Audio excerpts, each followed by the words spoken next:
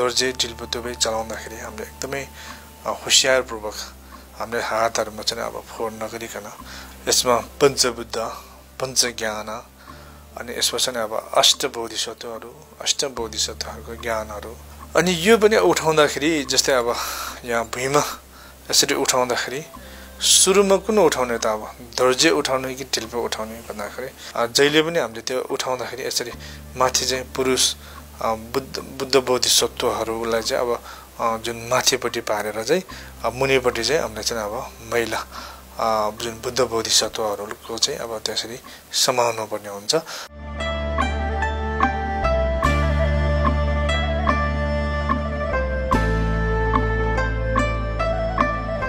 लसो फ्यापल्ला त्यस्तैले यस बजार टिभी हेरेर बस्नुहुने सम्पूर्ण महानुभावहरुमा योभन्दा अगाडि मैले दोर्जे अथवा वज्रको बारेमा केही जानकारी दिएको थियो यो बजार टिभी जुन भएको कारणले नै सबैभन्दा पहिला चाहिँ वज्रको बारेमा वज्र भन्नाले अब यसलाई दोर्जे भनेर भनिन्छ हाम्रो धार्मिक भाषामा र यसलाई नेपालीमा यसलाई वज्र अथवा यसलाई वज्र भनेर पनि भनिन्छ हो यसको बारेमा भनेको थियो भने अब अहिले चाहिँ अब एउटा वज्र र जुन घण्टी भन्ने दुईवटा हुन्छ एउटा दोर्जे एउटा ढिल्बो हो आज चाहिँ विशेष गरेर ढिल्बोको बारेमा ढिल्बो भन्नाले घण्टीको बारेमा जानकारी दिन गइरहेको छु यो जुन वज्र र जुन घण्टी चाहिँ के हो त भन्दाखेरि विशेष गरेर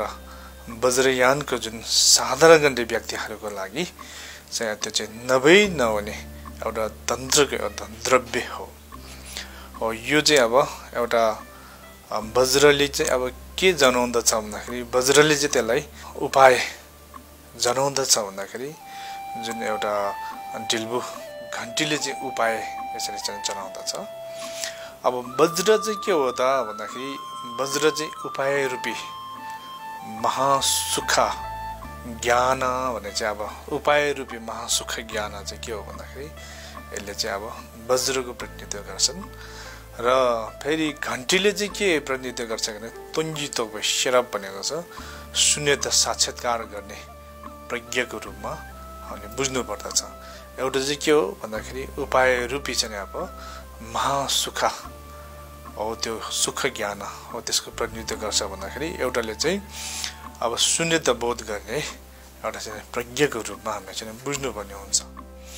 हो त्यसो हुँदाखेरि अब यो चाहिँ अब विशेष गरेर अब हुन चाहिँ यो अब तन्त्रको गुह्य तन्त्रज्ञानको एउटा द्रव्य